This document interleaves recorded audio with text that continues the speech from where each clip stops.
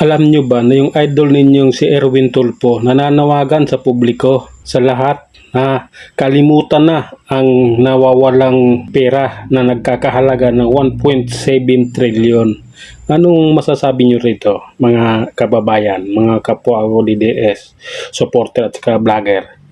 Anong masasabi nyo rito? Yung mga nag-idol sa mga Tulfo brothers, kay Rapi Tulfo at saka kay Erwin Tulfo, yung mga pumipila doon sa may Kamuning, sa may Jimmy Sirben, para lang matulungan ni Erwin Tulfo.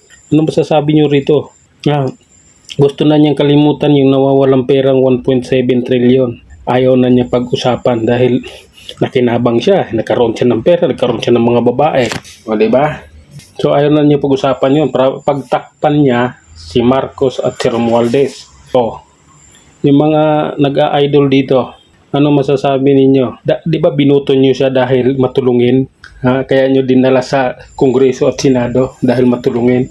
Noon yun, matulungin sila. Ang daming pumipila doon sa TV5, doon sa may GMA, Kamuneng, para lang matulungan ni Erwin at ni Rapi Tulfo. Ngayon, ang tinutulungan nila, yung mayayaman, si Marcos at si Romualdez. Kailangan nilang tulungan, kailangan nilang protektahan para hindi mas sira yung pangalan at yung pangalan ni Erwin Tulfo mismo na nakatanggap ng malitang-malitang pera. Ngayon, ano masasabi nyo na basta na lang kalimutan yung 1.7 trillion? Ganun na lang ba yun? Mga madlang people. Ano masasabi nyo? Yung idol ninyo, nagpakawala na ng ugali niyang totoo eh. Talagang nilabas na niya yung kaniyang ugaling hindi matulungin sa kapwa. Nilabasan niya yung katotohanan kung ano talaga yung pagkatao nila.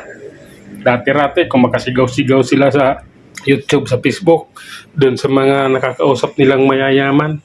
Pero ngayon, sila na yung dapat sigawan. Dati-rati kung makapagmura sila, ganun na lang. Ngayon, sila naman ang minumura.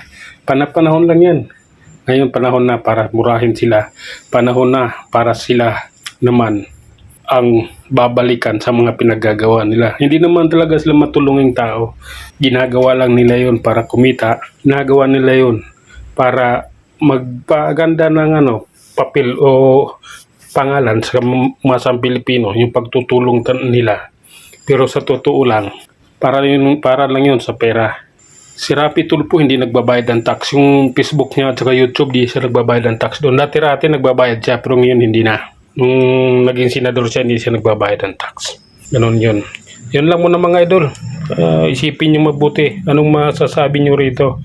Kalimutan lang yung 1.7 trillion pesos na pera. Hanggang sa muli, maraming salamat.